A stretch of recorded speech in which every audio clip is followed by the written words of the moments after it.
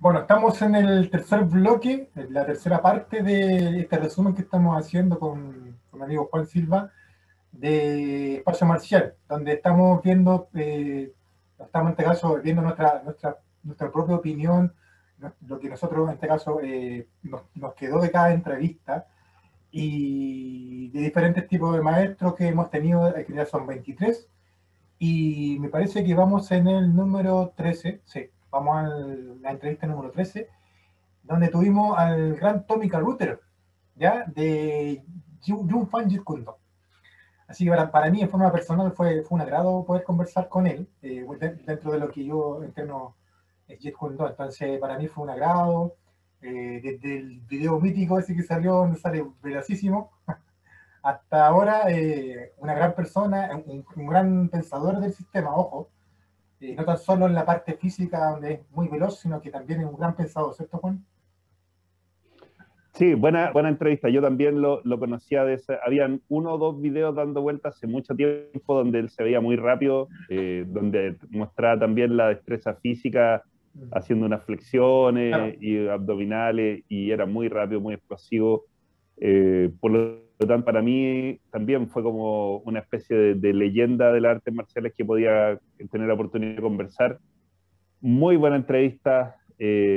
Comienzos muy difíciles porque él Sí, es parece que estuviera enojado, muy poco conversador en un comienzo.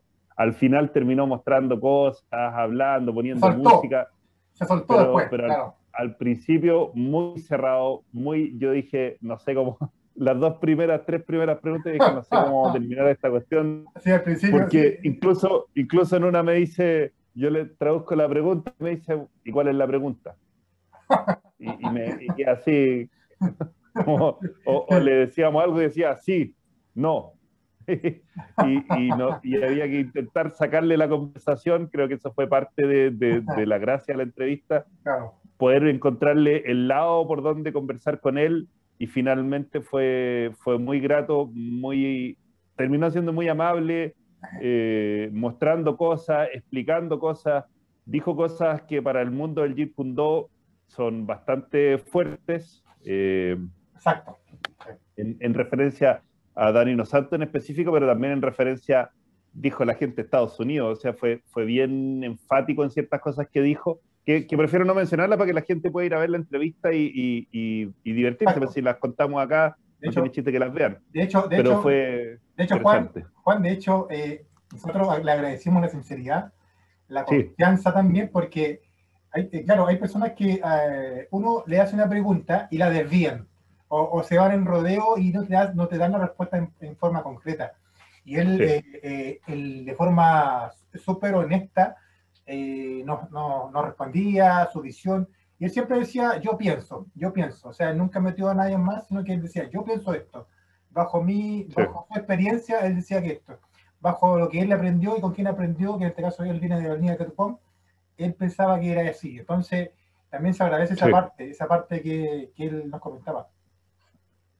Sí, y no lo dijo, siento que no lo dijo con un ánimo de crear polémica ni de ser desagradable, sino que dijo, como dices tú, lo que él piensa, lo que él siente, cómo él ve el arte, y fue muy interesante. Las cosas que mostró, muy bueno, muy rápido todavía, se mueve súper Claro, bien, tiene 60 años, eh, ojo. mm, ¿Sí? se mueve bastante bien, y eso es lo que a él le interesa, pues, seguir siendo efectivo en el arte, así que creo que fue una gran entrevista, una gran sorpresa, y también dar la vuelta a algo que en el comienzo parecía muy difícil de lograr Compleja, claro. por lo cerrado que era, fue bien interesante. A mí, me gustó mucho, a mí su manera de moverse y de explicar las cosas cuando habló sobre la línea central, cómo la ocupaba con alguna cosa, con alguna finta y entraba por el lado, cuando explicó lo de la esgrima. Creo que explicó muchas cosas que son interesantes de ver, no solo para la gente que le gusta el Jeet Kune Do, sino que para la gente en general. Y a la Ahora, gente que le gusta el Jeet Kune Do, que la vea ahí sentado, porque las cosas, tiró un par de bombas, unas declaraciones bien fuertes. y también para los que entrenan en Wing Chun, También, vean sentado la también. entrevista, porque, bueno, no voy a dar detalles, porque la idea es que ustedes vean la entrevista, que es la entrevista número 13 de Espacio Marcial, y puedan ver lo que él habla también del Wing Chun, y si tiene, qué es lo que tiene de Wing Chun, en este caso Jun Fan Jeet Kune Do, qué es lo que no tiene, y en este caso su visión. Su visión, exacto. Pero no vamos a dar detalles porque, para que se metan a la... De hecho, vamos para que la vean, pero véanla. Sé que estuvo buena, interesante, estuvo buena. Sí. Y polémica.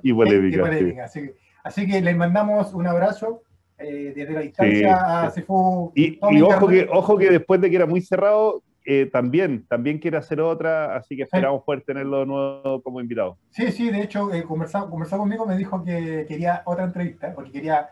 Mira, él, dentro de lo que tú dijiste, que en la entrevista lo pueden ver, empezó como, uno no hacía una pregunta, no sé, pues me demoraba un montón en preguntar, y él decía sí, o decía no, como decías tú. Y después se soltó, de hecho, en la segunda parte él empezó a mostrar partes técnicas, que se lo agradecimos también por la movilidad. Y él ahora, claro, ahora quiere ir a una segunda parte porque a nosotros nos dijo que le encantaron las preguntas, que se sintió cómodo, que de hecho pasó con la mayoría de los entrevistados. Así que desde acá, desde Chile, un abrazo muy grande para Sifu Tommy Carruter. Y esperamos tener la segunda parte, que en este caso que él decía que quería estar con nosotros. Así que ahora... la intensidad que él tenía también, muy genuino y muy intenso. Intenso para hablar de su arte. Exacto, muy interesante verlo. Se nota que también le gusta lo que hace también. Sí. Así que, bueno, como es habitual, vamos a ver un extracto de lo que hablamos con él, pero no vamos a poner lo más interesante para que ustedes vean el capítulo completo. Ahí vamos a poner... Vamos a verlo eso. So you think the Bruce Lee image was too heavy for his original students, so that it put a limit instead of make them go ahead?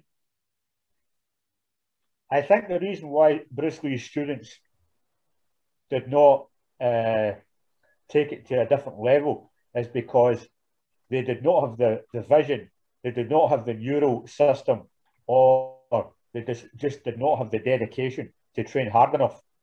And some of them just did not have the talent.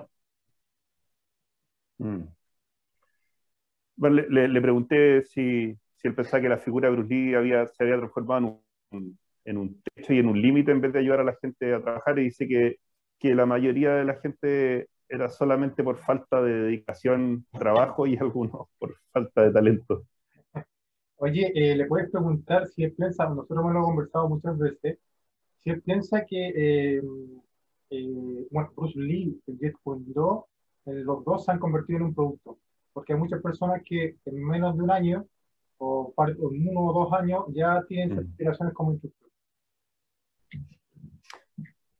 He's asking do you think Jeet Kune Do and Bruce Lee both have become a product that you today you train a year and something, or even less, and you become instructor Jeet Kune Do, and everything is like a market on Jeet Kune Do? That's just rubbish. You cannot become an instructor within a year. Yeah. And you can't buy an instructor certificate from someone.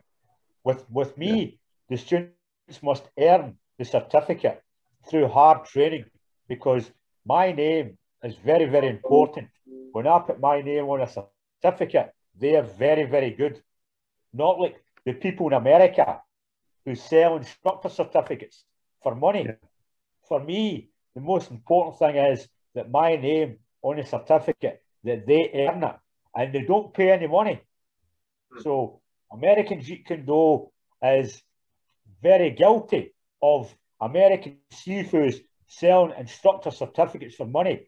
That's how the standard of Jeet Kune Do in America is very, very poor. Yeah. Bueno, dice que sí, que es ridículo que alguien en un año pueda ser instructor de Jeet Kune Do. Dice que para él, cuando él certifica a alguien como instructor, no cobra por el título. Los alumnos tienen que ganarlo, pero es muy, muy estricto y para él es muy relevante que cuando él pone su nombre en un certificado, él está su nombre en juego y por lo tanto no se lo da a cualquiera y no los vende, solo se lo gana sus alumnos con trabajo. Y dice que en Estados Unidos lamentablemente se venden los títulos, la gente ha transformado eso en un negocio, el Jeet Kune Do, y venden los títulos y han hecho que el nivel baje mucho, que al final si tú estás pagando te van a dar el certificado igual, y eso hace que ellos son culpables, dice él, de que el nivel del Jeet Kune Do no sea bueno. Bueno, ahí estaba el video de Sifu Tommy Carruthers, como ya lo habíamos comentado con Juan, uno de los más interesantes por dentro del contenido que tenía, así que, Sí. sí, ¿cierto? Sí. Interesante e intenso y honesto en su manera de pensar, por lo menos, y yo creo que fue una de las buenas entrevistas. Yo creo que la palabra o concepto ideal para ese capítulo es que el capítulo número 13 del Sifu Tommy Carruthers fue un capítulo picante. Sí, sí. Y sin duda, si viene otro más, va a pegar la rebasada. Claro. Todo muy bueno, sí. Exacto. Bueno, nos vamos al capítulo número 14, siguiendo con la cronología de capítulos desde el primero, del número 1 hasta el 23, que hemos tenido 23 capítulos. Y vamos con un maestro que también entrena en Jeet Kune Do, pero él entrena varias disciplinas. Nos referimos al gurú Ron Kosakowski, que él principalmente, de hecho él lo reconoció, yo se lo pregunté, de hecho él es más conocido por su página en línea de armas de artes marciales filipinas, que en este caso es un gran aporte en ese sentido para conocer. Bueno, él también hablaba de que él se detallaba el tema de los pesos, el tema de los largos, todas las dimensiones, o sea, muy interesante, Juan. Sí, me gustó mucho porque en un principio parecía que íbamos a hablar más de Jeet Kune Do y sin embargo el tema se abrió bastante hacia las artes marciales filipinas en una parte un poco histórica, pero también se abrió mucho porque él ahora está también dedicado a las artes marciales mixtas. Claro. Entonces fue interesante ver cómo él hizo el nexo ahí desde el Jeet Kune Do a las artes marciales mixtas. Su hijo es peleador profesional, es campeón en alguna liga, él mismo lo entrena. Claro, claro. Entonces fue interesante hablar del Jeet Kune Do, de artes marciales tradicionales filipinas, y la aplicación al deporte de las MMA fue súper interesante. Tenía buenos detalles también de ciertas cosas. Lo que dices tú, el tema de las armas, Claro. interesante, porque ahí también él desmitificó un poco el tema del palo en el Kali. En el fondo el palo no es todo. Cada arma, él explicó, cada arma tiene su función, habló de ciertas armas, de las funciones de cada arma, cómo las manufacturaban en Filipinas, todo muy interesante, una buena entrevista, bastante completa. Uno podría haber pensado que iba a ser Jeet Kune Do de Cali y fue bastante más amplio. De hecho, bueno, el hecho de que su página sea muy, que se llama Traditional Weapons de Arte Marcial Filipina, esa página es muy visitada. De hecho, las armas, nosotros tampoco sabíamos, él nos comentó de que él manda el acero del arma y son fabricadas netamente en las Filipinas. Entonces, sí. O sea, ya no es una copia de la arma filipina, son armas filipinas dentro de lo que dice la regla en ese sentido. Ahora, claro, él solo se encarga de mandar un acero de calidad para que se hagan armas de calidad. Exacto, así que muy interesante entrevista, muy agradable también, muy agradable. Sí. Una persona muy, muy grata. Como decía Juan, él entrena a su hijo que es campeón de MMA. Y también tenemos una entrevista pendiente porque vamos a entrevistar al hijo también del gurú Ron Kosakowski. Sí, sería ideal poder hablar con él también para hablar de su visión, pero también para, como dijimos al principio, MMA nos falta alguien, bueno, tenemos a alguien ahí esperando que ojalá pudiera aceptar para hablar en Chile de MMA, Jiu-Jitsu, pero falta todavía ese tema y sería ideal poder tener distintas visiones sobre las artes marciales. Creo, no sé si no me equivoco, pero me parece que fue la primera persona de la entrevista que tú le preguntaste sobre Karambit, Juan. Hablamos Sí, creo que algo hablamos sobre el Kerambit. No me acuerdo en este momento. Ah, la Atalaya hablamos claramente Sí, sí, sí, del Kerambit en combate. sí, Sí, sí, sí, así que, pero sí le pregunté también, me parece. sí, así que excelente entrevista con el maestro Ron Kosakowski. Estuvo buena, sí. Muy grata, como decía, una persona muy grata. Y ahí estamos pendientes, pues estamos en conversación para que vamos a entrevistar a su hijo también, para tenerlo acá en un capítulo de Espacio Marcial. Así que un abrazo también para él. Muchas gracias por el tiempo que estuvo con nosotros. Y ahora vamos Sí, a ver un pedacito de lo que conversamos con él. Bueno, y dile tú que vienes de la familia de Tuarto. sí, sí. Ahí va mi próxima pregunta. Dale, dale, dale, Juan. I didn't hear you. Say that again. Dale, Juan. Yeah, no, he's saying to me that I'm from the Tuars lineage. I learned from Guru Marse Tuars, who's Pendekar Paul's son. So he was telling me that I could ask you about your opinion on Silat and Pendekar Paul, and Oh, okay. Well, what's your view on that? yeah. No, I mean, Silat is very nice. I do Kuntao, of course, and Kuntao basically is to me it looks like another word for Silat. I know that's probably controversial, but it's I fell right into play for it because a lot of the things are similar but different, if that makes sense. Yes. I trained with Herman Sawanda. Also, through seminar, he was supposed to come to my school, but he had died. You probably heard that. And yes, and right before he was supposed to come to my school, because he took a liking to me because early on, I caught on to what he was doing because I was already in Kuntao for a good number of years when I met him. And so to me, I think it's misunderstood martial arts, the Silat systems, because it's very dangerous, for the receiving side, as far as I'm concerned, with the Kuntao or the Silat systems, Yeah.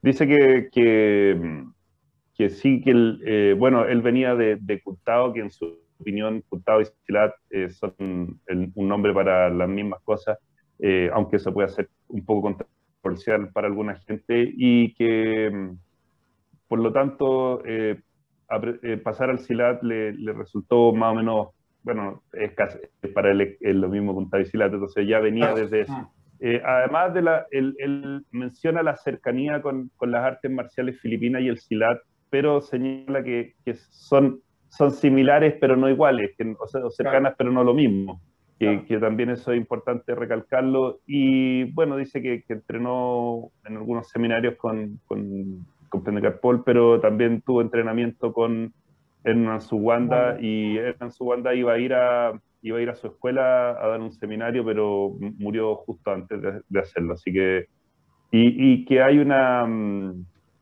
falta de comprensión acerca del Silat, porque es un arte marcial bastante peligroso, pero que esa parte no se entiende bien.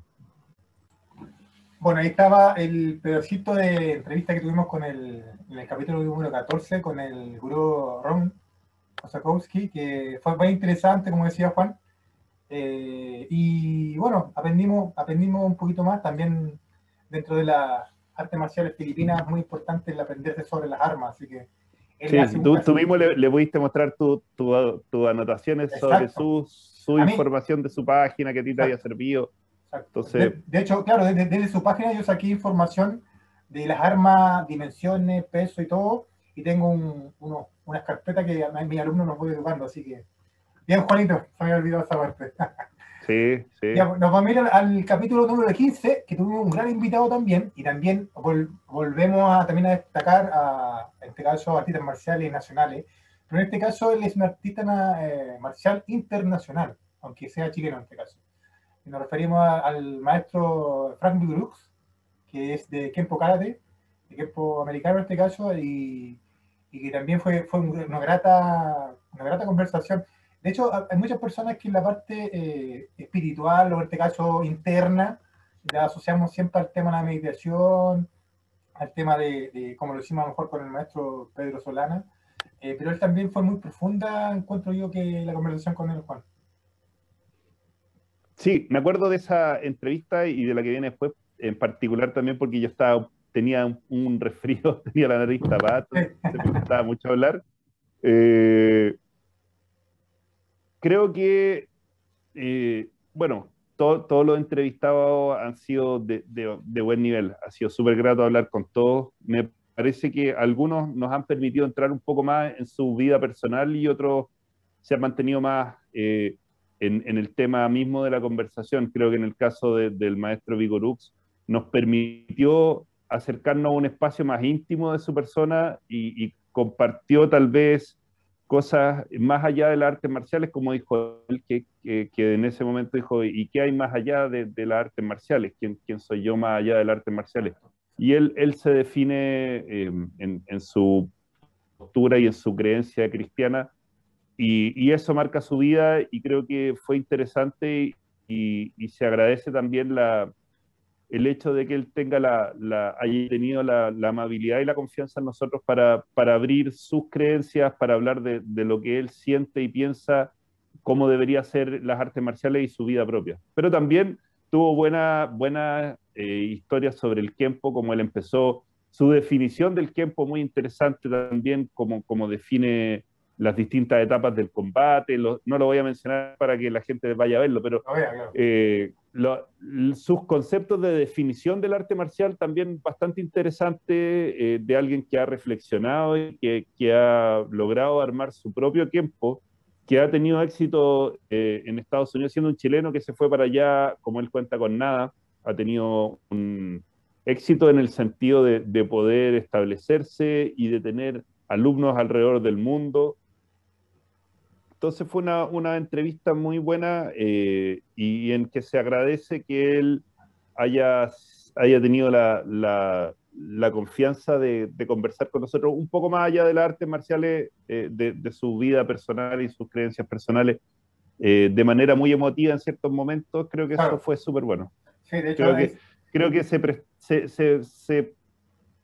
por algún motivo se dio el hecho de la confianza para que pudiera hacer eso, y yo creo que eso también hay que agradecerlo. Sí, de hecho ha pasado con varios maestros que nos hablan, de hecho ellos nos dicen que conversan y ponen temas netamente personales o temas que ellos por general no comparten mucho. Sí.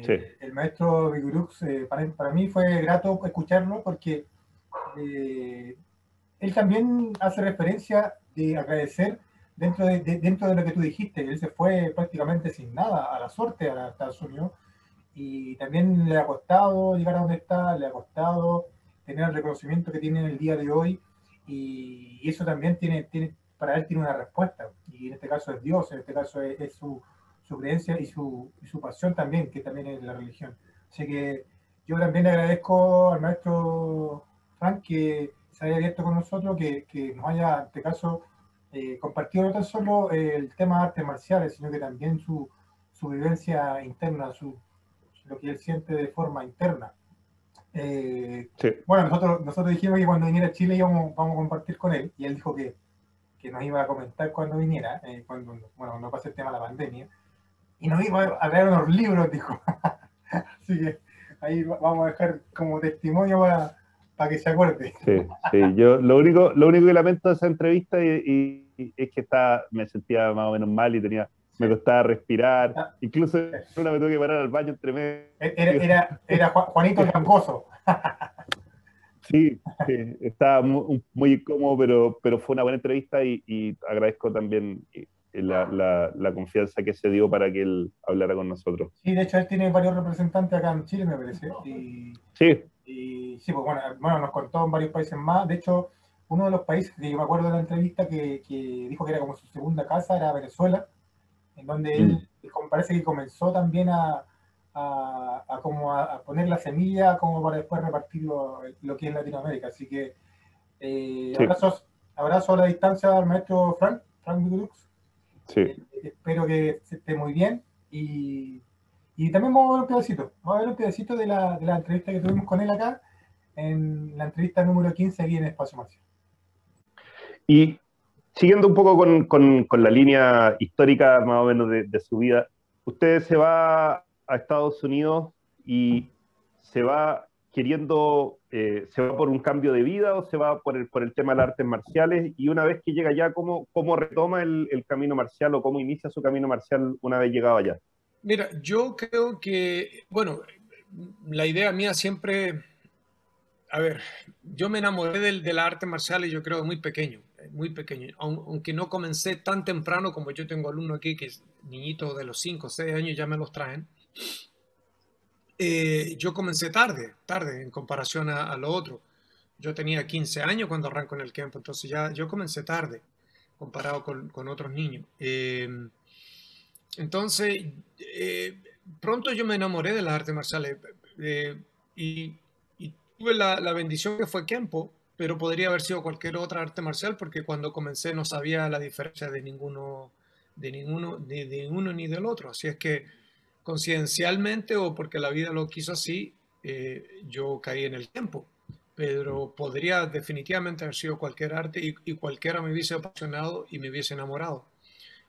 Porque en sí he seguido las directrices de las artes marciales, no siguiendo al hombre ni al individuo, sino que a las artes marciales, con respeto a mis formadores, con respeto a mis líderes que he tenido dentro del ámbito de las artes marciales, pero una conclusión en mi vida me he dado cuenta de que he seguido el rigor de las artes marciales no por seguir al individuo, a la persona, sino que por el amor a las artes marciales. No sé si quizás ustedes me puedan entender, porque son amantes de las artes marciales. Entonces, un principio tiene un respeto por el sensei, el chihan, el sifu, como tú lo quieras llamar, y uno lo llega a un nivel de admiración, pero también te das cuenta que al final del día eso sucede no en sí por el individuo como tal, sino que la arte marcial, el amor que le has conseguido, que has logrado y que has experimentado en la arte marcial. Bueno, ahí estaba el extracto del video, un pedacito de la entrevista que tuvimos con el maestro Frank Biglux, que en este caso fue la entrevista número 15. La entrevista número 16, que viene ahora, para mí fue muy especial, porque también dentro de las artes marciales filipinas que yo también hago, es un personaje, en este caso, un referente dentro de lo que él hace. Y yo siempre destaqué el de gran maestro, estamos hablando del gran maestro Nick Elizar, que desde las Filipinas se conectó con nosotros, 12 horas de diferencia, para que más o menos se den cuenta también de la dedicación, de que nosotros también le damos como programa y él también la gentileza de conectarse con nosotros. Bueno, su sistema es Balintawak Escrima. Para mí uno de los sistemas, no quiere decir que cuando uno diga sistema que es simple, quiere decir que es fácil, sino que es un sistema simple en el sentido de que usas un solo bastón en este caso y son rapidísimos. ¿Cierto, Juan? Buena entrevista, también un gran maestro, ya de una cierta edad y un gran recorrido. Interesante por varios aspectos, porque él estaba en Filipinas, ahí en su casa, y donde entrenaba, tenía también atrás, se puso a entrenar el nieto claro. con otra persona, entonces uno podía ver un poco ahí cómo es la dinámica del entrenamiento, cómo es que estaban ahí en la misma casa. Después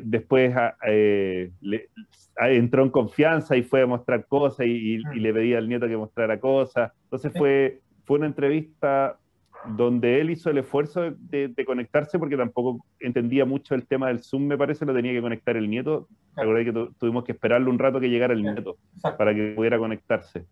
Y él tuvo la gentileza de hacer ese esfuerzo y después de mostrarnos las cosas. Muy buena entrevista. El sistema, como dices tú, claro, si bien no usa doble bastón, pero muy rápidos, muy enfocados al desarme, al control. El tema del cuchillo también hablamos un poco de cuál era la visión de él. Súper interesante la entrevista y de un maestro que de una vida de trabajo, así que muy buena entrevista. Oye, aparte lo que tú dijiste era, yo más o menos sabía que él le gustaba mostrar cosas, entonces cuando vi que estaba su nieto atrás con otra persona mostrando, yo le dije a ti que le preguntara si él podía hacer algún desarme, y se emocionó. fue, nos mostró parte de, bueno, para que lo vean en el programa, que es el capítulo número 16, y nos mostró desarme, nos explicó, una persona que se nota que cuando tú hablas con él vive para suerte. O sea, en este caso, sí, sí. claro, mucha energía todavía, mucha emoción dentro de lo que es la... Sí. Y esa cosa genuina de que se entrena en la casa también me gustó mucho. No está desde un gimnasio, está en su casa, y en su casa se entrena. Claro. Y viene el nieto, y ahí a lo que hablaba un poco antes en algunos de los momentos, de hacer algo que es una cosa familiar, que no es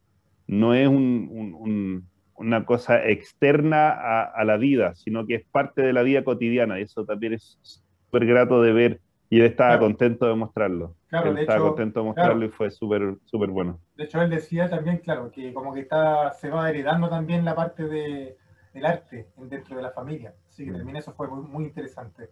Así que... Sí, porque es parte de la vida y de la cultura. Él también estaba interesado en que se hablara de la cultura de ellos. Claro. También eso hizo hincapié en que esto era cultura. Y eso fue bien interesante en general esa entrevista. Buena, bastante buena. Así que para los que quieran ver al gran maestro Nick Elizar, de Valiente Guay Esgrima, es el capítulo número 16. Ahí para que me acuerdo que también estaba resfriado y a veces no me entendía. Sí.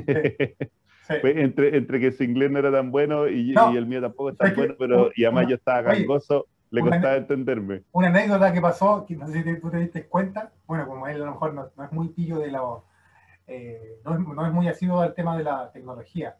Cuando nosotros hablábamos y él quería mostrar algo, estábamos nosotros en la pantalla, entonces decía, ¿aló? ¿Aló?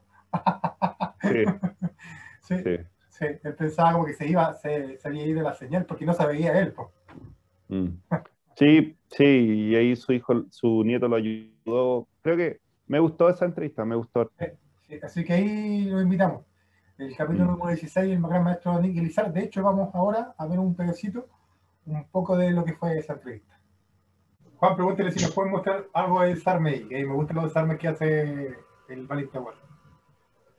He asked if they can show some disarms. Pardon?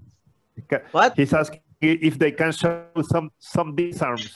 Okay. Yeah. Okay. Some disarms. No. Yeah. Okay. The disarm. I will give you some disarming from forehand strike. Yeah. Okay, number 5. Okay. Tell me. Okay. First, you strike. Roy. Okay. Wait. Oh. Okay. My grandson will apply the disarming. Okay, su nieto va a mostrar los desarmes. Right. So, tell me if you want. I will be the one to do it. Okay. Okay. Emocionó. Okay. So, yes. Just like this. For example, when you strike me, I will apply my break. I'm done. See, look at my footwork, because I'm doing this one because I have to hold the stick and hit him. In reality, it's hit. But just for disarming, I hit the arm. It's like this again. Strike, I duck, I hold, I strike the arms. In reality, it's the head, but it's there. Then this arm like this.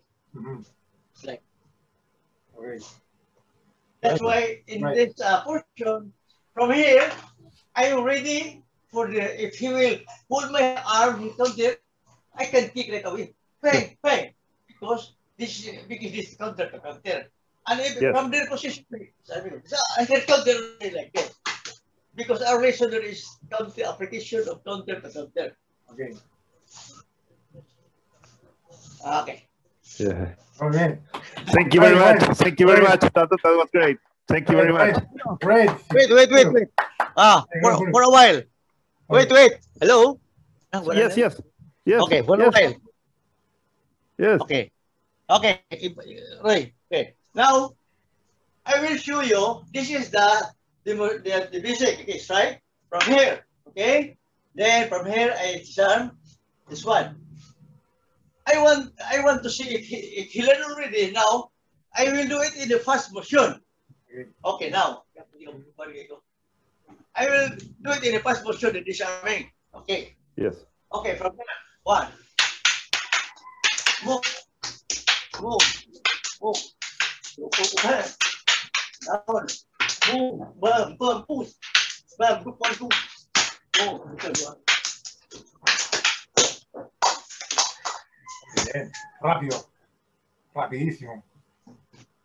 Okay. Very nice. Very nice. Thank Very you. nice. Very So nice. that is the Beautiful. Bueno, ahí estaba ese pedazo de entrevista, un pedacito de la entrevista del maestro Nick Elizar, que esa fue la entrevista número 16 de Espacio Marcial.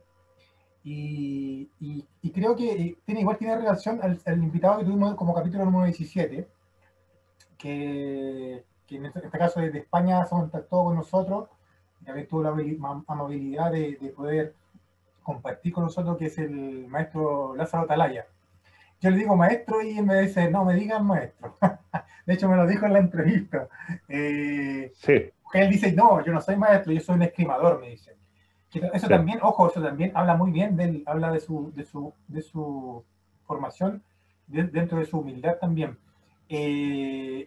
Bueno, Esgrima de Combate, que es como su escuela o su forma de difundir la arte marcial de esgrima, en este caso que él tiene, son bastante características y conocidas, sobre todo para las personas que a nosotros nos gusta el tema de buscar, en este caso, la realidad del combate.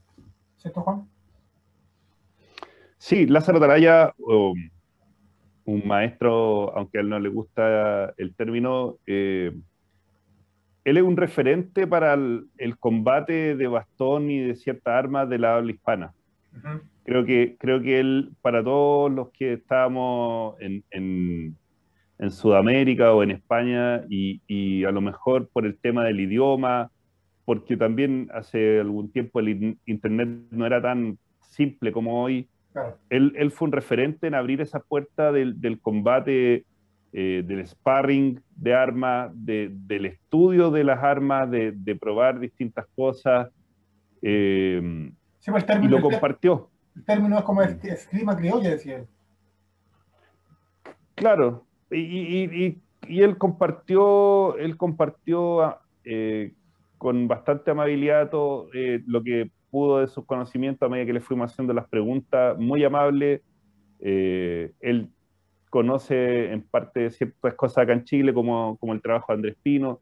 Entonces, hubo una cercanía y hubo muy interesante las conversaciones, sobre todo también porque él ha viajado varias veces a Filipinas, su maestro actual es de Filipinas también. Entonces, es una persona que no es que empezó a agarrarse a palo y sin ningún conocimiento.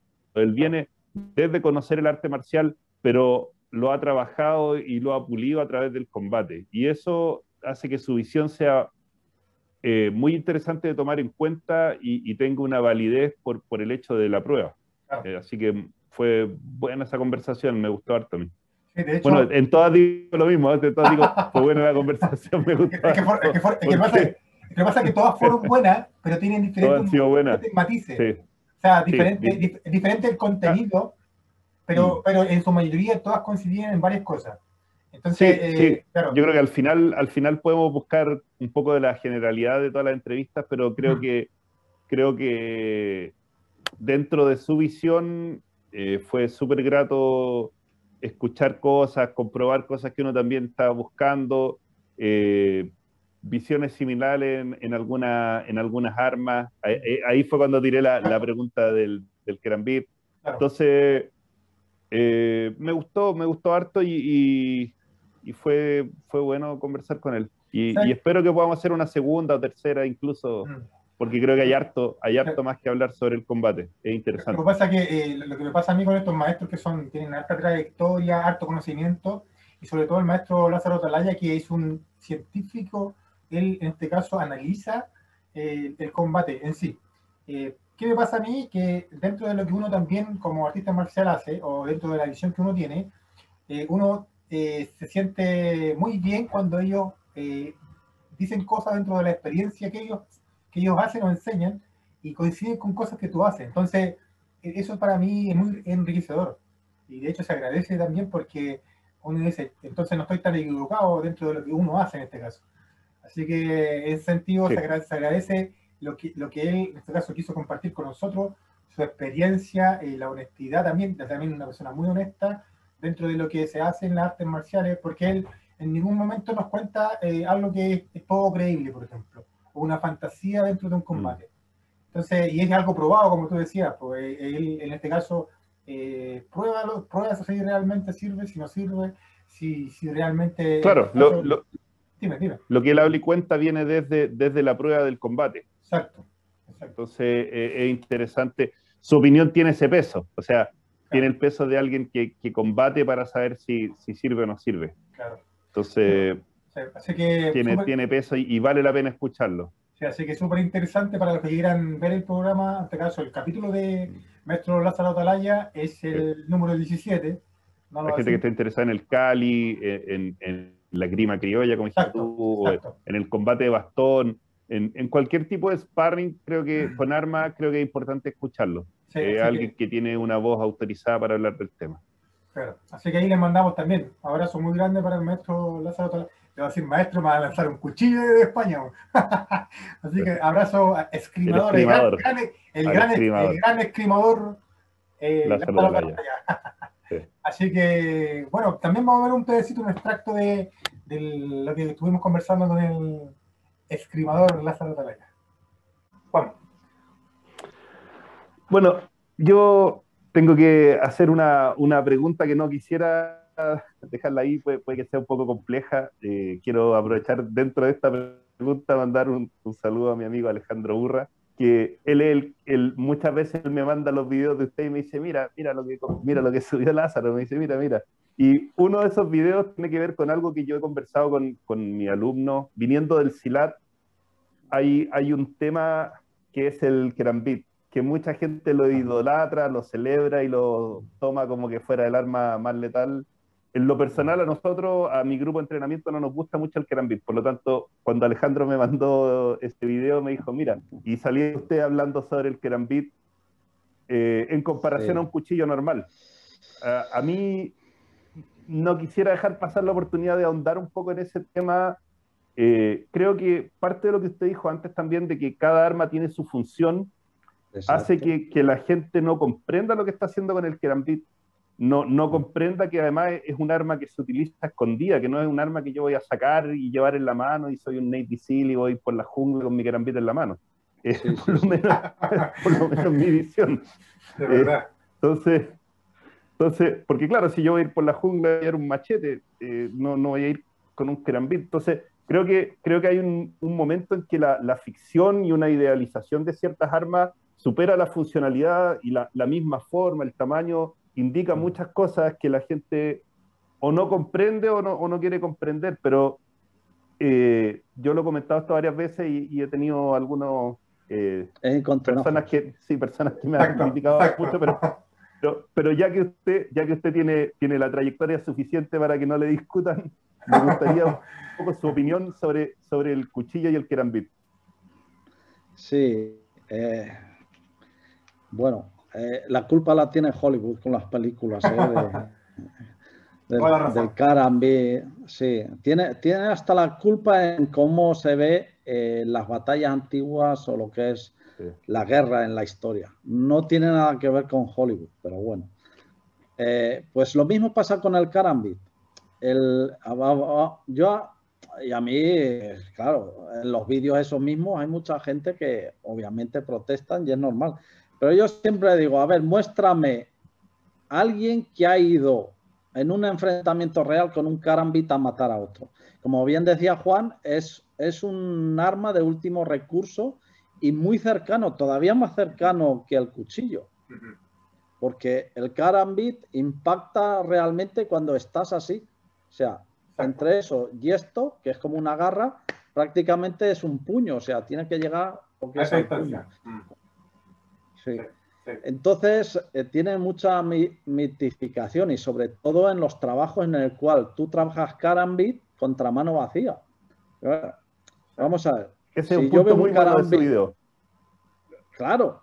O sea, vamos a ver. Yo voy tal, veo, el tío él está preparado con el karambit ahí, entonces lanza un jab y hace 1, 2, 3, 4, 5.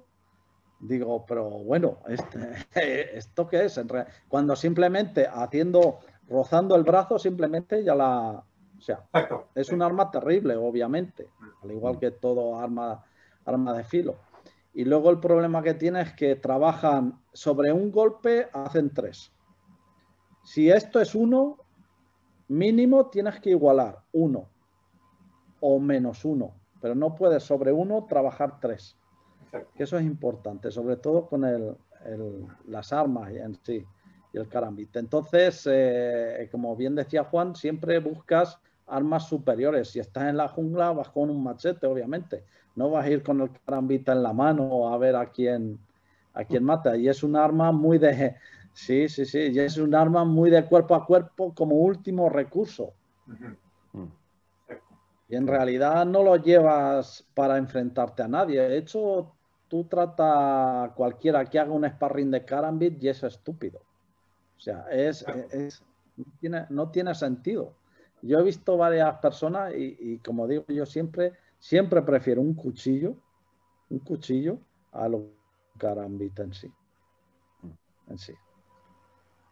Bueno, ahí estaba el extracto de la entrevista que tuvimos con el maestro Lázaro Atalaya, que fue bien interesante, como decíamos, como Juan, una gran persona, una persona que es súper honesta y también muy generosa dentro de lo que la experiencia que él tenía, así que nos comentó harto de su trayectoria. Vamos con la entrevista número 18, que fue después, que para mí fue un agrado poder tener esa entrevista porque estamos hablando del Sifu Joaquín Marcelo, entrevista número 18. Porque Sifu Joaquín Marcelo, bueno, aparte de que dio un libro muy bueno sobre lo que es Jeet Kune Do, él es de la línea de Ted Wong. Por ende, esa línea, obviamente directa de Bruce Lee. Ted Wong también fue un alumno directo de Bruce Lee. Y también yo creo que fue como una reafirmación de la entrevista que tuvimos con Sifu Tommy Garrute en alguna conversación, Juan. Sí. Bueno, yo voy a contar una incidencia, me voy a acusar. Yo no le tenía mucha fe porque dije, bueno, yo dentro de mi poco conocimiento también del Jeet Kune Do, dije, no lo cacho, y dije, bueno, otro más de Jeet Kune Do. Y no fue tan así. Creo que hubo varias cosas que dijo que, como dices tú, reafirmaron lo que había comentado Sifu Carruthers, pero también tuvo cosas que él dijo de su experiencia personal que fueron súper buenas, súper interesantes, su historia, cómo comenzó en el Jeet Kune Do, cómo entrenaba hoy en día.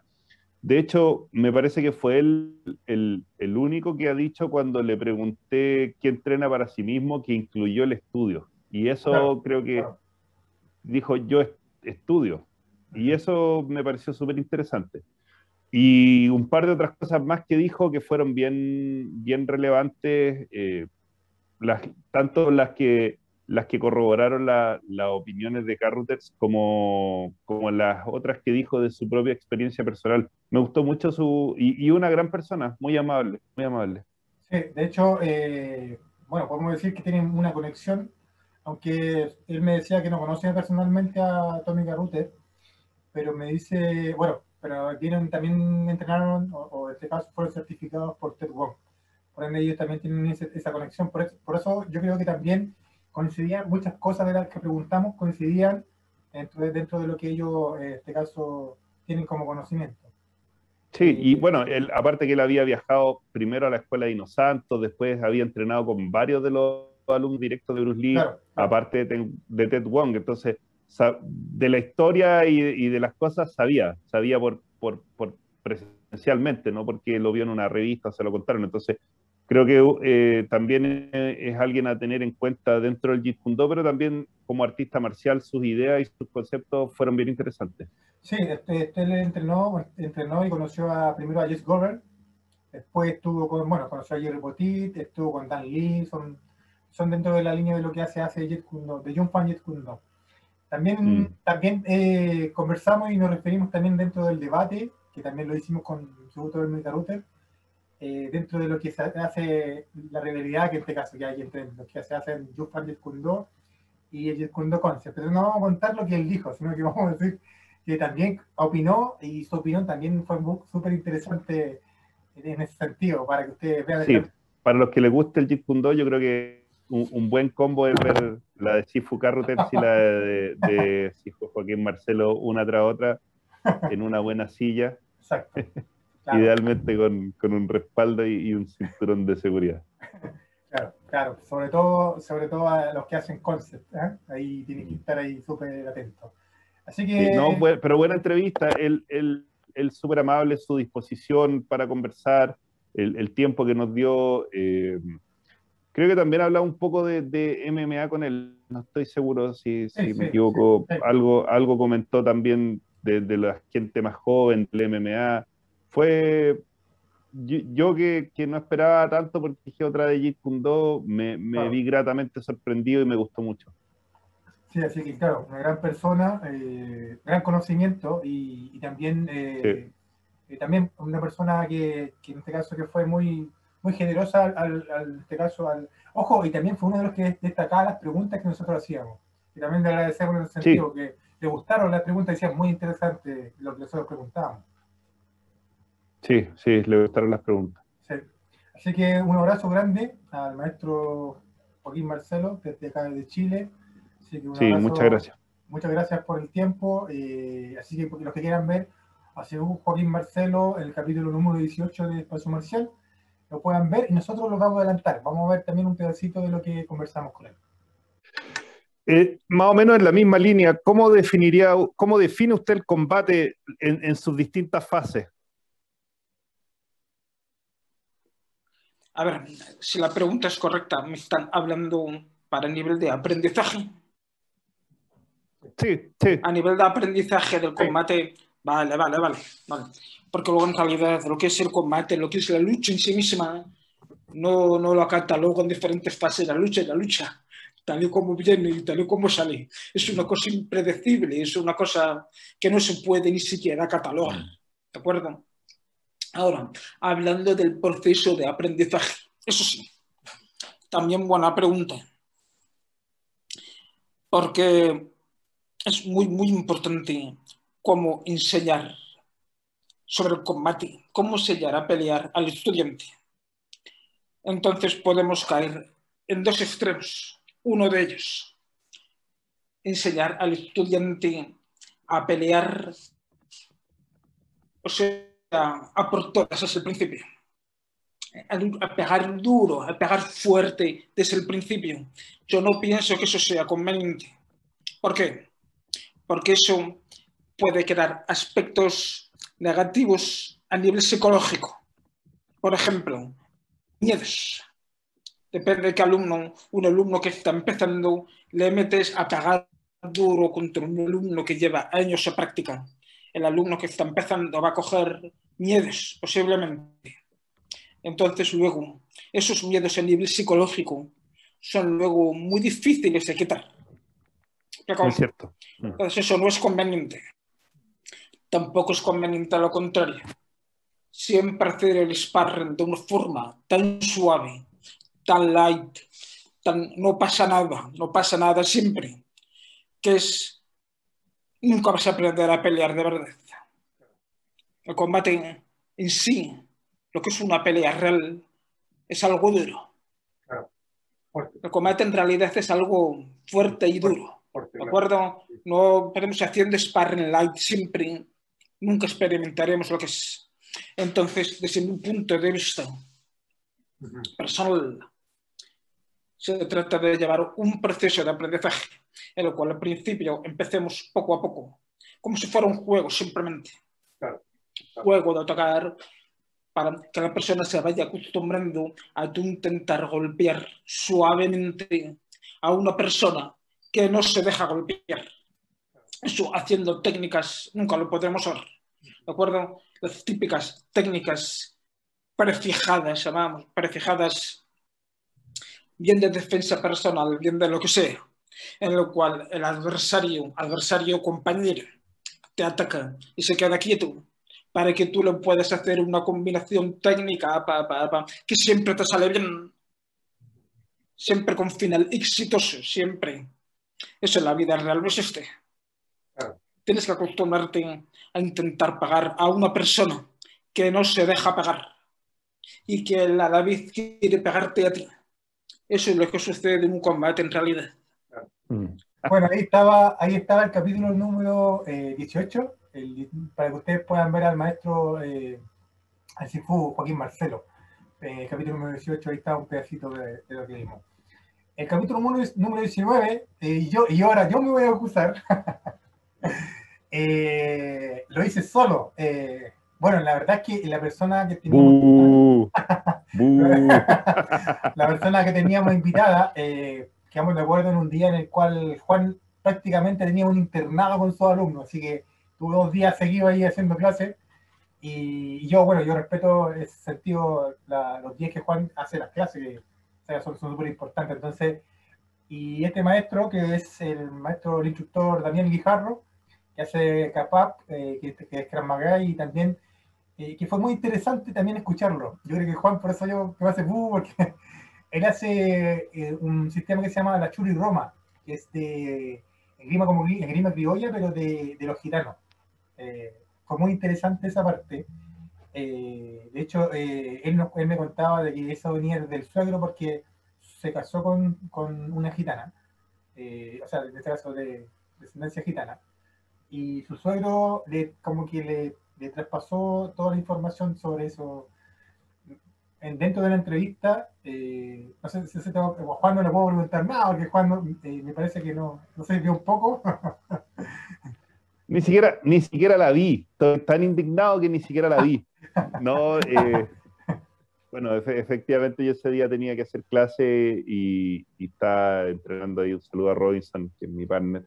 Saludo a Robinson. Creo que lo pueden ver siempre en Silat Chile, Instagram, Facebook y YouTube. Creo que lo que pasa es que nunca la vi porque como me dijiste no será tan bien, y dije ya después la veo y se me fue pasando el tiempo, pero tengo pendiente verla. Muy interesante creo el tema del cuchillo, de la esgrima de los gitanos, del estilo que él practica. Creo que eso puede ser muy interesante ver. Así que no puedo aportar mucho más en este caso, más que corroborar que efectivamente estaba entrenando y que lamentablemente no fui partícipe de la entrevista. Me hubiera gustado eventualmente, si hay otra oportunidad, espero estar ahí. Sí, de hecho la entrevista, yo aprovecho de pedir las disculpas porque había mala recepción. Me parece que el audio estaba bajo, así que cuando quieran ver el capítulo 19, tienen que saber que tienen que darle un poco más de volumen a la voz que se escucha desde el instructor Daniel Guijarro, porque me parece que él tenía poca señal, o baja señal de internet, me parece, desde el lugar donde estaba. Así que, pero para mí fue interesante. Creo que el tema hablamos algo de Krav Maga, pero dentro de Krav Maga, él también estaba como muy interesado de que se conociera esta parte de grima criolla que tenía sobre la parte de la gitana, en este caso. Así que fue muy interesante. Ahí para que puedan ver el programa número 19, y también le mandamos un saludo muy grande ahí al maestro, al instructor Daniel Guijarro, de Kapap Krav Maga y la Churi Roma, que se llama, en este caso mira Juan, dentro así como para que también se interesen en ver el capítulo 19 de instructor Guijarro, te comento que tenía cosas muy similares a cuando, por ejemplo, tú ves una pelea en la cárcel y los tipos se ponen chaqueta acá, te ves casi como de forma instantánea. Ellos también tienen. De hecho, no recuerdo muy bien el nombre, pero él decía que se ponían acá y van escondiendo el arma. Fue muy interesante lo que él nos contó. Muy interesante, y cómo se movían y todo. También nos mostró parte de unas armas de corte que él tenía. Me parece que era una daga o cuchillo y otras cosas más. Y cómo se ponían y cómo se desenfundaban, dónde lo escondían. ¿Te fijas? Entonces es muy interesante para que ustedes lo puedan ver también en el capítulo 19. ¿Ya? Ahí vamos a ver un pedacito de la parte del capítulo 19 que estuvimos con el instructor Daniel Guijarro. Bueno, usted en su momento nos dijo que usaba armas punzante y de corte. Me parece que tiene una por ahí, maestro. Bueno, nosotros trabajamos directamente con el cuchillo y con, que sería pues, los tipos de cuchillos que te vamos a trabajar. Te voy a enseñar un tipo de cuchillo para que trabajamos. Un tipo de cuchillo, ¿vale? Este tipo de cuchillo que vamos a trabajar, ¿vale? Tipo muela, bois, español. Y nos gusta este tipo de cuchillo rígido porque, comento, a la hora que llevamos el cuchillo posicionado abajo, ¿vale? En el lateral izquierdo, cuando lo sacamos nos da la posición rápidamente para sacar el cuchillo. Entonces no tenemos que estar doblando navaja ni haciendo cualquier cosa, y ya es simplemente sacar el cuchillo directamente, ¿vale? Otra parte muy importante, el cuchillo que trabajamos, siempre el cuchillo va escondido detrás de la mano, de la manilla, la chaqueta, lo que es la bandolera, ¿vale?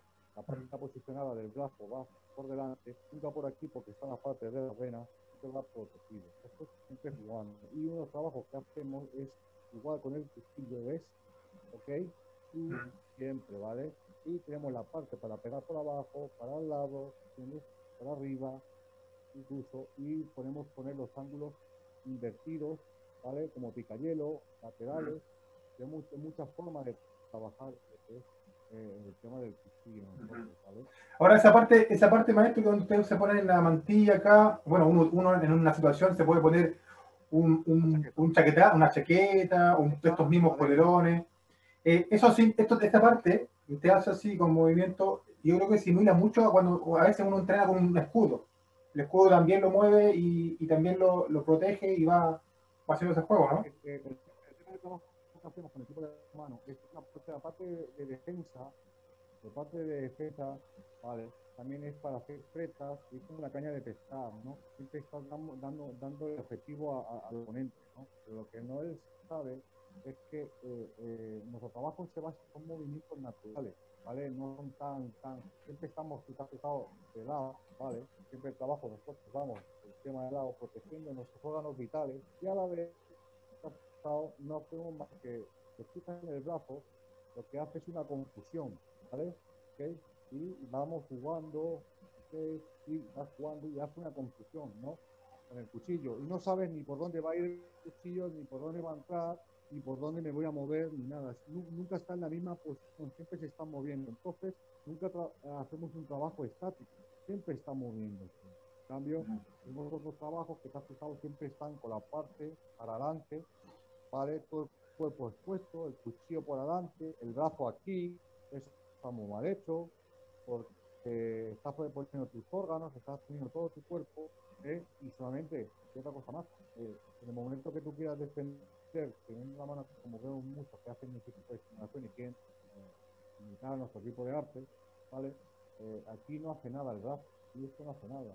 Esto yo quiero tocar y cuenta, por mucho que tú tengas la mantilla, tengas cualquier chaqueta, cualquier para protegerte, esto entra. Esto no es un juego.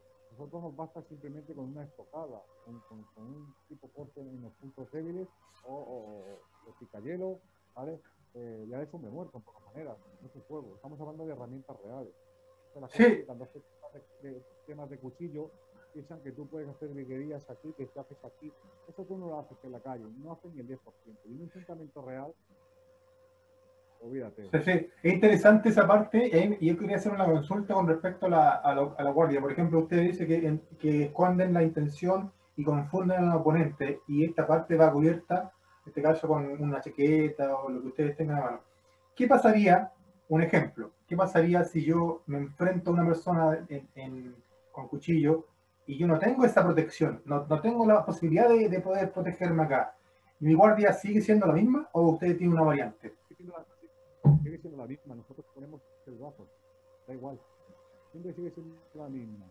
Recuerda que nosotros el brazo es un anzuelo. A mí me da igual que vengas a por mi brazo, sino que cuando tú vengas a entrar, esto va a estar preparado, ¿entiendes?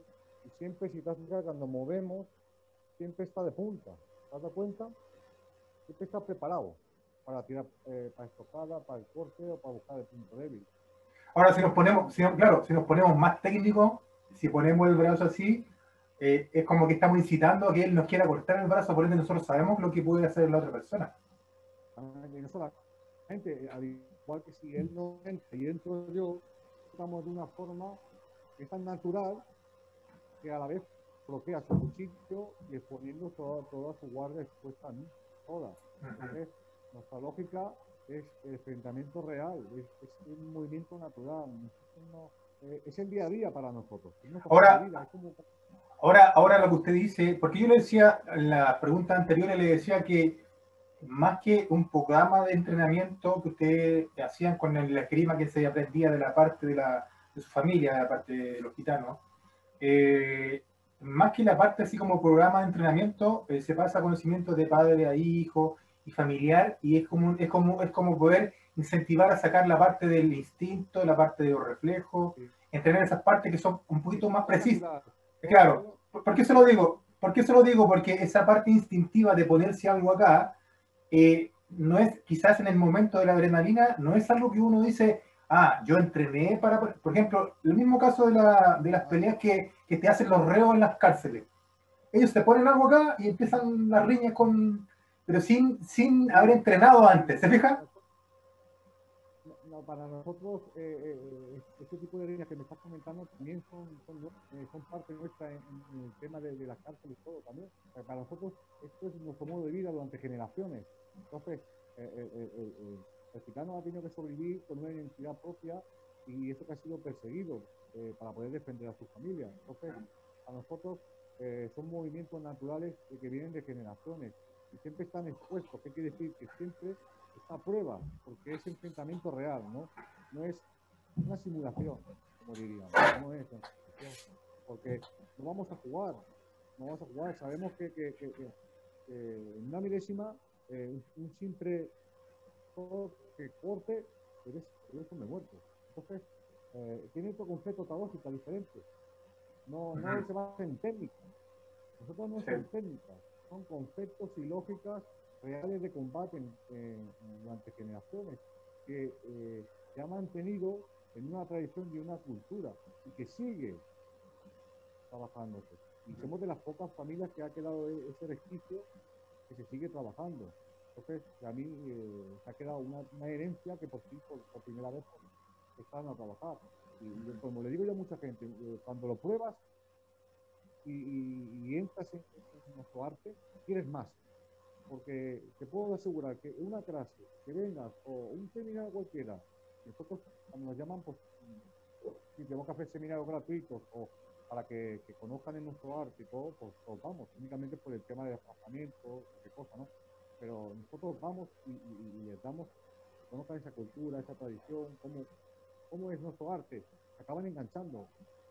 Yo cada vez hay más gente más interesada por Estados Unidos, de Italia, que está muy interesada en nuestro arte. Porque qué bueno. Es algo que pensaban que se había perdido, pero claro, no se ha perdido, sino que es privativo una comunidad. Lo bueno que usted puede hacer una vitrina para poder expandirlo y hacer que no se pierda en ese sentido. Quería hacer una pregunta un poquito más profunda en el sentido de que hay muchas personas que yo lo hago de la siguiente forma. Desde mi punto, con solo Jeet Kune Do y también el Krav Maga son sistemas relativamente nuevos en el sentido de Jeet Kune Do empezó entre los 60 y los 70 cuando Bruce Lee lo empezó a mostrar.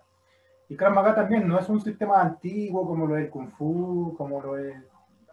Entonces ¿qué pasa? Entonces, claro. Entonces, ¿qué pasa? A nosotros nos pasa en la parte de Jeet Kune Do que no nos estamos dando cuenta que el sistema mismo se convirtió en un producto o sea, por ser de Bruce Lee, como una figura, en este caso, muy mediática, muy grande, también el sistema mismo, el mismo arte, se está convirtiendo en un producto. Y hay personas que lo están vendiendo. ¿Qué se lo digo yo? Hay muchas personas que ni siquiera entrenan la base del sistema y dicen que hacen Jeet Kune Do y mezclan cosas y todo lo demás. ¿Usted cree que hay parte del Krav Maga que también está pasando lo mismo? Sí, claro, lo que está pasando hoy en día, para poder trabajar Krav Maga tienes que tener un referente. Entonces, ¿qué quiere decir? Tienes que seguir formándote, pero formándote con profesionales de esa raíz. ¿Qué quiere decir? Tienes que tener un mentor, un maestro, que te lleve por esa línea de trabajo y que sea una línea de una raíz auténtica de Israel. Entonces, lo que estamos viendo que realmente hay que debido a razón, que vemos que de la noche a la mañana salen instructores que nunca han trabajado Krav Maga y que no tienen sus instructores jefes ni sus maestros como referentes de Israel, y está pasando eso. Entonces, como no lo tienen, y de la noche a la mañana son instructores de Krav Maga. Entonces, eso es lo que está dando una mala imagen. Y luego dan una especie de que ellos dicen que es Krav Maga y no tiene nada que ver con el Krav Maga. Igual es defensa personal policial, como puede ser defensa personal normal, o otro arte. Y mezclan unas cosas que no tienen nada que ver con el Krav Maga. Ahora maestro, un maestro, así como para hacer como una acotación a lo que usted dice, que es muy importante. Usted dijo ahora que es importante seguir el trabajo con la raíz que usted tiene, que puede ser el maestro. Pero hay muchas personas que no lo hacen. Hay personas que, por ejemplo, se van a Israel, están una semana y vuelven como instructor de la disciplina. Por ejemplo, hay otras personas que dicen que hacen Krav Maga y se ponen esos pantalones militares y dicen que son tácticos. Y entonces, a mí me pasa que yo digo, chuta, pero yo no lo veo trabajando así como dice usted, constantemente con un maestro. ¿Qué opina usted de eso? A ver, un instructor tiene que estar evolucionando y tiene que estar formándose continuamente, ¿no? Entonces tiene que estar cogiendo herramientas de su mentor y que de esta manera te está llevando en un camino, ¿no? Entonces, si no llevas tienes a tu mentor, tu referente, y seguir formándote con diferentes maestros que son tus referentes en ese trabajo, entonces no te actualizas. Quiere decir que cojo herramientas de dicho referente, dicho maestro, que me sirven para seguir trabajando en mi línea de trabajo y mi formación. Mucha gente no hace eso. Mucha gente, como muchas federaciones hay, se sacan un cinto negro de Krav Maga y nunca han hecho Krav Maga nada, o de golpe de la noche a la mañana son directores y técnicos de dichas federaciones y nunca se han formado con un maestro directamente de Israel. Entonces, y luego son los que más críticas realizan realmente. Exacto. Claro, ellos son los dueños de la verdad incluso. En España hay grandes profesionales que yo conozco que son muy buena gente, que son grandes profesionales que siguen formándose, ¿vale? Y en otros países, realmente. Y yo siempre he dicho, todos los maestros son buenos, todos los instructores son buenos, siempre tienen algo bueno que aportar, siempre hay que evolucionar, ¿vale? Para mí todo es bueno, realmente. Ahora, lo que cambia es cuando un instructor no tiene mente abierta, ¿no? Se mantiene en una burbuja con su mente cerrada y piensa que lo suyo es lo mejor, ¿vale? Y siempre rechazando a otros instructores que realmente pueden aportar cosas muy buenas y que nos pueden hacer evolucionar. Eso se puede notar. Bueno, ahí está el tema, ahí también está el tema de los egos, maestro. Está el tema de los egos, que uno se cree más que el otro, que ellos creen que tienen mejores habilidades que el otro, pero todos se pueden pasa en todos los ámbitos. A nosotros también nos pasa lo mismo acá en Chile. Sí, es el problema que hay. O abren las puertas y luego de golpe porrazo pues, te la dan, te la pegan porque únicamente han intentado utilizarte para su conveniencia y no valoran a veces el trabajo de los grandes profesionales.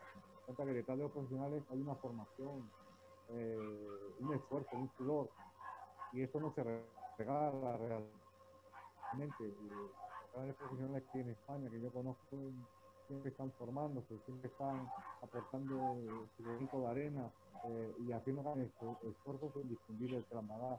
Y yo creo realmente que si nos pusiéramos a realmente unirnos todos, que realmente aquí no somos competencia a nadie, tenemos que apoyarnos. El problema es el miedo de decirle a la persona, oye, ¿te parece que para aquí realizar esto, aquello?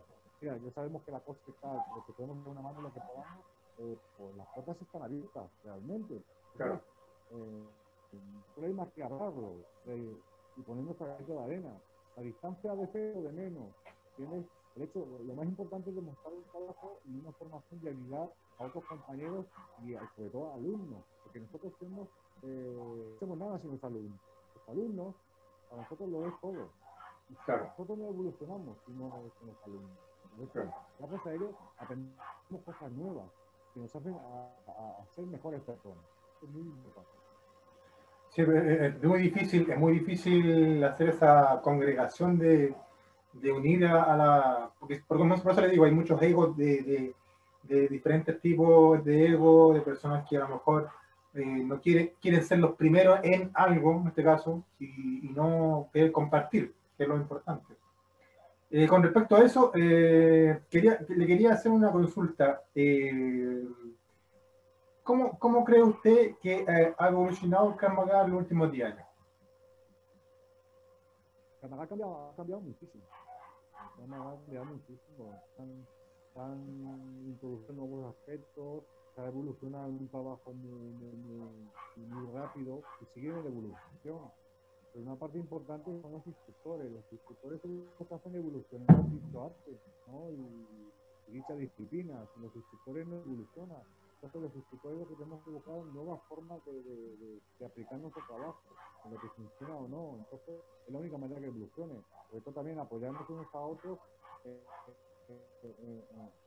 Tenemos gente cerrada y miramos solamente lo nuestro, que es lo mejor, y no mirar el aportar un conocimiento entre nosotros, no podemos evolucionar. Entonces, estos instructores tenemos que evolucionar por nosotros mismos, en aportarnos conocimiento, en evolucionar un trabajo.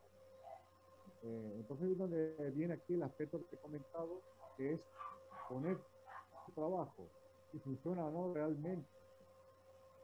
Ese es el problema. Saber cómo saber si funciona o no, tienes que ponerlo. Si no los pones, no sabrás nunca. Por muchas técnicas que hagas, muchos conceptos lógicos que pongas, si no los pones, nunca sabrás si funciona o no realmente. Ese es el problema. En un tatami no lo vamos a exponer. Muchos de los trabajos que se exponen son trabajos físicos, estrés físico, pero el estrés psicológico para mí es el más importante, que es el que te vas a enfrentar en la calle. Cómo enfrentarte a ese tipo de agresividad psicológicamente, si estás preparado o no. Hoy en día poca gente está preparada, tiene esa sangre fría de enfrentarse a que Dios quiera. En una enfrentamiento grave, que veas que vas a morir.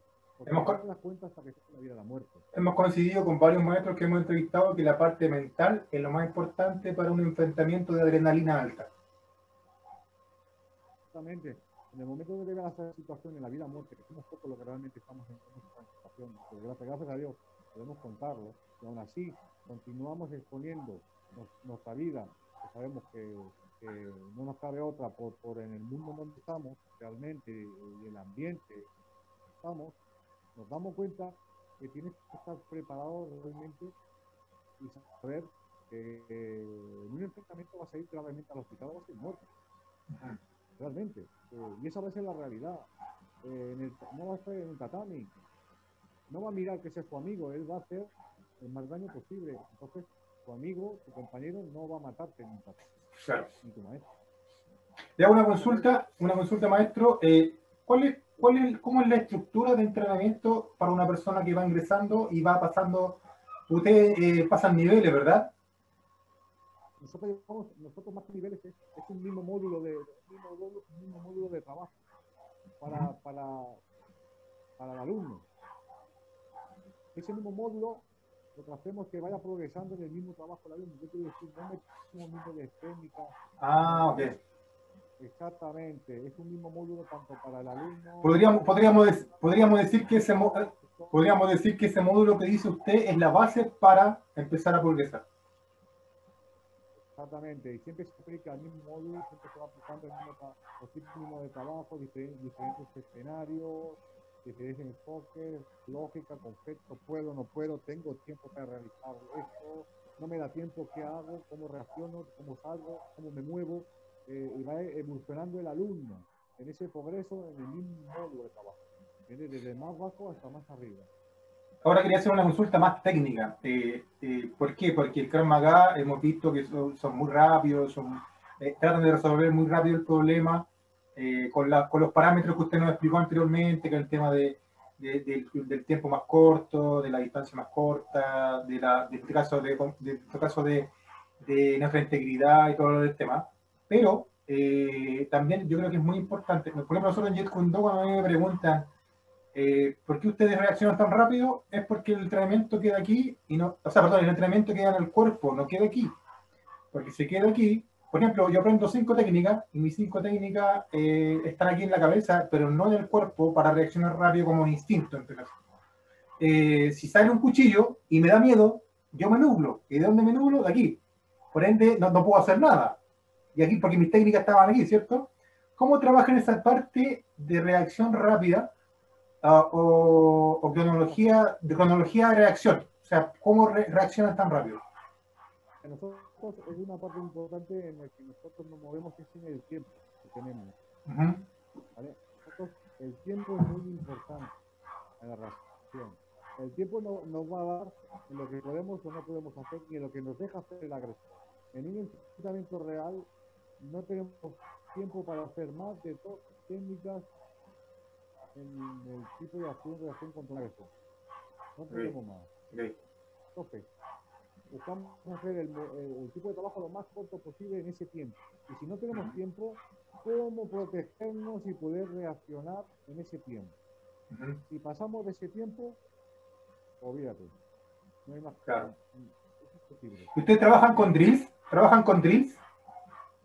Nosotros no trabajamos drills. No, Ya, ok. sí, no. Ya, ok. Porque la calle no nos da tiempo. Realmente un enfrentamiento contra uno no nos da tiempo que hacer, que si esto, que sea. Olvídate, no. Nosotros es nuestro boxeo tradicional, a saco, manos limpias y cuerpo a cuerpo. Hemos coincidido con muchos de los maestros que hemos entrevistado, que a veces algunos no trabajan para calentar, dicen, pero no para la ejecución técnica de la pelea. Tipo para trabajos de muñeca, movimientos, está bien, articulaciones, está muy bien. Pero a la hora del cuerpo a cuerpo no te da tiempo de hacer tanto tipo de trabajo. Realmente al final es lo más sencillo, lo básico, ¿vale? En cuanto a nuestro tipo de trabajo, no pegamos el tipo jack directo, nuestro tipo de jack va para abajo, ¿vale? Va para abajo, nuestro tipo de boxeo, ¿vale? Va para abajo, siempre va para abajo. Y cuando golpeamos a la vez que él golpea. Es defensa-ataque y tocamos puño contra puño. Entonces, es otra forma, no nos da tiempo a hacer tanto. Es muy directo, ¿vale? Y realmente es el tiempo que tenemos para reaccionar y para defender. El trabajo físico es muy importante para ustedes, para poder resistir un embate. Por ejemplo, yo estoy claro que ustedes entrenan 1 contra 1, 2 contra 1, 3 contra 1, ataque entre grupos. Nosotros entrenamos 1 contra 2, contra 3, contra 4, 5 contra 5, 10 contra 10, ponemos un pequeño casco, manos desnudas y a dar. Igual metemos 5 tíos en un pequeño pasillo y de ahí tiene que entrar y salir y darle, cae al suelo, se le sigue dando para adelante. Vamos a jugar. Y luego con las varas que ponemos aquí en la rutina, por ejemplo, y solamente se le pone un pequeño casco, se le mete en una habitación cerrada y le mete 5 tíos con varas ahí pegadas. Por eso les digo, ¿el trabajo físico es importante para ustedes? Nosotros trabajamos un físico muy duro y un entrenamiento muy duro. ¿Vale? Lo puedo asegurar. No es otro tipo de mundo realmente, porque hay que saber diferenciar entre un trabajo en un tatán y un trabajo realmente de calle real. Cambia mucho. Por eso es muy importante el tiempo. El tiempo es el que vamos a tener en la acción-reacción, en una defensa y en un ataque. Entonces, nosotros nos medimos por eso. Realmente no vamos a tener. Porque si a mí me agrede, yo puedo ir a ti a hablarte, pegarte una galleta así y decir, a ver, ahora, ¿has visto venir? ¿A que no? Sí. A mí me pasa, maestro Daniel, me pasa que a veces hay personas que hablan mucho de artes marciales, de experiencia, y yo le digo, pero ¿cuáles son tus medallas? Y me dice, ¿pero de qué estás hablando? Por ejemplo, mire, yo tengo el dedo quebrado, tengo 3 fracturas de nariz, entonces así, y ellos me dicen, no, y les ve uno verlo, por ejemplo, la empuñadura, los nudillos, sanitos, entonces uno ahí como que empieza a dudar de ciertas personas. Todo marca de corte de dientes. Y claro, todo, exacto. de cuchillo, tengo las piernas marcaditas, yo tengo las piernas marcadas. Entonces, nosotros, por ejemplo, dígame. Toda la cabeza, los golpes, todo, sí. Eso es nuestro día a día. Por eso le digo, hay personas que como le digo, y hay muchos que son artistas marciales de dedo índice, que digo yo, porque escriben y critican y tratan mal a las personas que tratan de hacer un buen trabajo. No sé si allá en España pasa igual. Sí, pasa igual, pero a ver, yo siempre respeto toda crítica, porque tenemos que saber que estamos expuestos a toda crítica, entonces yo la respeto. Entonces, una cosa muy importante. Yo lo que no voy a criticar es cómo trabaja una persona si no la conozco, porque no lo voy a hacer. Al revés, compartiré conocimientos, trabajaremos juntos y lo más importante es compartir trabajos. Pero lo que no voy a hacer sin conocerte, sin conocer tu trabajo es criticar. No, si lo que pasa es que cuando la crítica es con respeto, no hay problema, pero hay personas que... Pero eso es una cosa que estamos al día de hoy y tenemos que en poca manera, tragárnosla. Y las críticas van a hacer, aunque no tengan fundamento, pero es lo que hay realmente. Es así. Entonces, no debemos perder tiempo en ese tipo de críticas que no tienen fundamento. ¿No? Nosotros somos unas personas que a mí no me gusta hablar. Yo lo que tengo que hacer lo demuestro y expongo mi trabajo y lo pongo delante de la persona. Este es mi trabajo, esto te lo demuestro. Entonces no me hace falta hablar. A muchos invitados y muchos maestros que han hablado los he invitado a venir, pero si no han venido, pues saben dónde están. Entonces, ya te lo estoy diciendo todo en poca manera. Oiga, si bien el Krav Maga es un sistema marcial de defensa personal, de supervivencia en este caso, por ejemplo, si usted tuviera la oportunidad de insertar el Krav Maga, por ejemplo, a la MMA, ¿usted cree que tendría eficacia o tendría eficacia parte del entrenamiento que ustedes hacen para un competidor de MMA, por ejemplo? Sí. Claro.